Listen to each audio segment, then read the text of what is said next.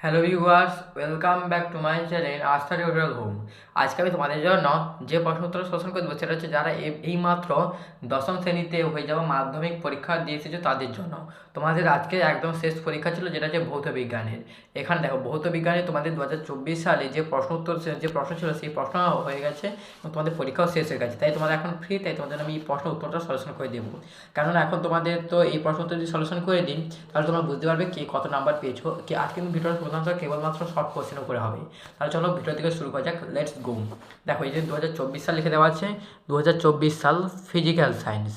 দেখো, বিভাগ ক কি বলছিল, দেখো তোমাদের প্রশ্ন দেওয়া আছে তোমাদের সবার কাছে, সমস্ত প্রশ্নের উত্তর দাও। এখানে বলছিল দেখো, একের দাগে বহু বিকল্প ভিত্তিক প্রশ্ন, প্রতিটি প্রশ্নে 4টি বিকল্প দেওয়া আছে, যেটি ঠিক সেটি বেছে নিয়ে লেখো। 1.1 বায়োগ্যাসের মূল উপাদান, উত্তর হবে এই দাগের উত্তর CH4 বা মিথেন। দ্বিতীয় প্রশ্ন, বাস্তব গ্যাস একটি আদর্শ গ্যাসের ন্যায় আচরণ করে, উত্তরটা হবে সি দাগের উত্তর নিম্নচাপ ও উচ্চ উষ্ণতা। এটা খুবই একটা সহজ প্রশ্ন। এবারে প্রশ্ন অত কিন্তু কঠিন পড়েনি তোমাদের। 1.3 কী বলেছিল দেখো, এসটিপিতে 44.4 লিটার কার্বন ডাইঅক্সাইডের মোল সংখ্যা। এই প্রশ্ন উত্তরটা হবে দেখো 22.4 লিটারে 1 মোল, তাহলে 44.8 বলছেন কি দ্বিগুণ, মানে উত্তর হবে কি 2 মোল। 1.4 বলেছিল এখানে আদর্শ গ্যাসের ক্ষেত্রে আয়তন প্রশ্ন গুণাঙ্ক ও চাপের গুণাঙ্কের অনুপাত, উত্তরটা হবে সি দাগের উত্তর 1/273। এরপরে 1.5 প্রতিসরাঙ্ক ও আলোর তরঙ্গদৈর্ঘ্যের সম্পর্ক প্রকাশকারী সমীকরণটি হলো অপশান এ মিউ সমান A capital A plus B by alpha. 1.6 বিবর্ধিত অসৎবিম্ব গঠিত হয়, উত্তর হবে বিদ্যাগের উত্তর লেন্স দ্বারা। এরপরে 1.7 এখানে কী বলছিল দেখো, একটি তারের মধ্য দিয়ে তড়িৎ প্রবাহ হচ্ছে, এই অবস্থায় তারটি টেনে এর দৈর্ঘ্য বৃদ্ধি করলে তারের মধ্য দিয়ে তড়িৎ প্রবাহ, উত্তর হবে বিদ্যাগের উত্তর হ্রাস পাবে। উত্তর হবে কি হ্রাস পাবে। 1.8 বলেছিল দেখো, 5 অ্যাম্পিয়ার তড়িৎ প্রবাহ মাত্রা কোনো পরিবাহীর মধ্য দিয়ে 30 সেকেন্ড সময়ে প্রবাহিত হলে মোট প্রবাহিত আধান হবে। দেখো, এটা হচ্ছে বের করার সূত্র হচ্ছে I সমান কিউ বাই টি, বা এবার কড়াকে যদি গুণ করে দিই, কিউ সমান মান যেটা হচ্ছে প্রবাহিত আধান সমান কত হবে আই ইন্টু টি। আই মান কত হবে 5 অ্যাম্পিয়ার, আই মানে হচ্ছে অ্যাম্পিয়ার, আর এখানে টি মানে কি সময়, যেটা হচ্ছে কি 30 সেকেন্ড। তাহলে গুণ করলে কত হবে 30 আর 5 গুণে 150, মানে উত্তর হবে কি বিদ্যাগ উত্তর 150 কুলম্ব। 1.9 222 A86 তীর চিহ্ন 210 B84 বিক্রিয়াটিতে নিঃসৃত আলফা ও বিটা কণার সংখ্যা যথাক্রমে, উত্তর হবে 3 আলফা এবং 4 বিটা। এরপরে দেখো 1.10, এই প্রশ্নটা একটু আলাদা। মৌলগুলিকে তড়িৎ ধনাত্মকতার ঊর্ধ্বক্রম অনুযায়ী সাজালে সঠিক ক্রমটি লেখো। দেখো, এই প্রশ্ন উত্তরটা হবে বিদ্যাগের উত্তর। কেন বলেছি দেখো, ধনাত্মকতা বলেছে, বলেনি যে ঋণাত্মকতা। তাহলে ধনাত্মকতা বলছে মানে কি, আমরা জানি ফ্লোরিনের সব থেকে ঋণাত্মকতা বেশি, তার মানে এটা কত হবে ধনাত্মকতা, মানে এটা সবার লাস্ট হবে, তার উপর হবে অক্সিজেন, তারপরে নাইট্রোজেন, তারপরে কার্বন, মানে অপশন হবে বিদ্যাগের উত্তর। এরপরে 1.11 NaCl যৌগে Na এবং Cl এর ইলেকট্রন বিন্যাস লেখো। এই প্রশ্ন উত্তরটা দেখো, এটা একদম সহজ। এন এর বিন্যাস কত হবে 281 এবং Cl এর বিন্যাস হবে কি 287, কেন এর 11 এবং এর 17। এরপর দেখো 1.12 তড়িৎ বিশ্লেষণে মধ্য দিয়ে তড়িৎ প্রবাহ সংক্রান্ত নিচে কোন বক্তব্যটি সঠিক নয় তা স্থির করো। অপশান হবে সি দাগের উত্তর উষ্ণতা বৃদ্ধিতে সাধারণত রোধ বাড়ে। 1.13 যে গ্যাসটি নেসলা বিকারক হিসেবে ব্যবহার করা হয় তা শনাক্ত করার, উত্তর হবে ডি দাগের উত্তর NH3 বা অ্যামোনিয়াম। এরপর দেখো 1.14 তাপীয় বিজারণের পদ্ধতিতে নিষ্কাশিত ধাতু হলো, উত্তর হবে Fe, সি দাগের উত্তর। এরপরে 1.15 কোন রাসায়নিক বিক্রিয়াটিতে ক্লোরোফর্ম উৎপন্ন হয় তা শনাক্ত করো, উত্তর হবে ডি দাগের উত্তর CHCl3 প্লাস Cl2। এর সঙ্গে দেখো আমাদের 15টা প্রশ্ন একদম উত্তর সরাসরি করে দিচ্ছি। যাদের ঠিক হচ্ছে সমস্ত 15টি প্রশ্ন অবশ্যই লাইক করবে এবং কমেন্টে জানাও। এরপর প্রশ্ন শুরু করছি। এরপরে দেখো বিভাগ খ 2 দাগে কী বলছে দেখো, নিম্নলিখিত প্রশ্নগুলির উত্তর দাও, বিকল্প প্রশ্নগুলি লক্ষণীয়।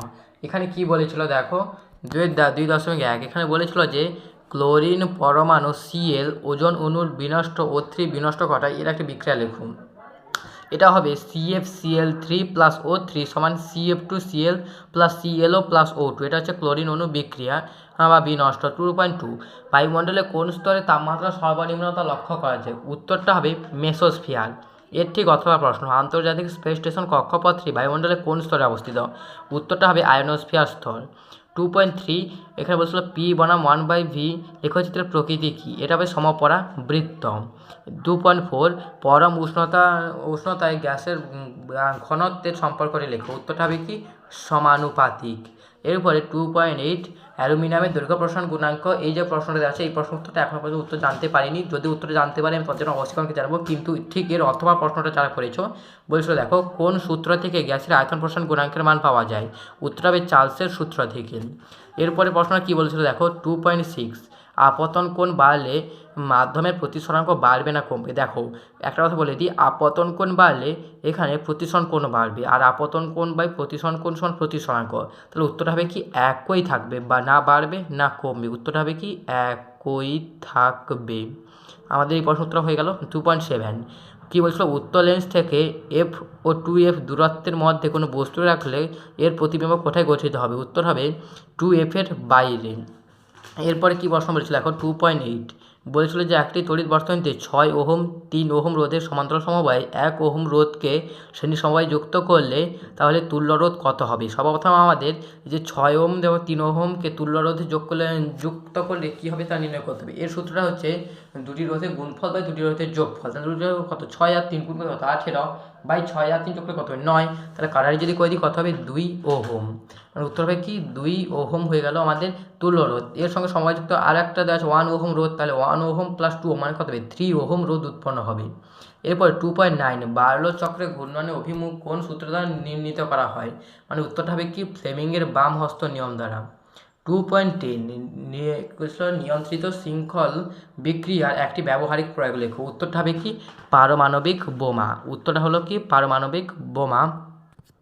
দেখো 2.5 যে প্রশ্নটা আসলো সেই প্রশ্ন উত্তরটা এখনও পর্যন্ত শিওর না হলেও এটা যারা করেছো তাদের উত্তরটা বলে দিচ্ছি। দেখো শিওর না হলেও এটা 90% শিওর যে একই থাকবে। একই থাকবে মানে কত, প্রথমে যেটা দেওয়া ছিল 24 × 10⁻⁶ পার ডিগ্রি সেন্টিগ্রেড বা ডিগ্রি সেন্টিগ্রেড তো -1, এটা হলো এসআই পদ্ধতিতে এর এককের মান। এরপরে দেখো নিয়ন্ত্রিত শৃঙ্খলা ব্যবস্থা বলে দিয়েছি, তার ঠিক অথবা দেখে প্রশ্ন কী বলছিল দেখো নিউক্লিয় সংযোজনের আগে নিউক্লিয় বিভাজন ঘটানো হয় কেন, উত্তরটা হবে বৃহৎ শক্তি বা প্রচুর শক্তি উৎপাদনে। 2.11 বাম স্তম্ভের সঙ্গে ডান স্তম্ভের সামঞ্জস্য বিধান করো।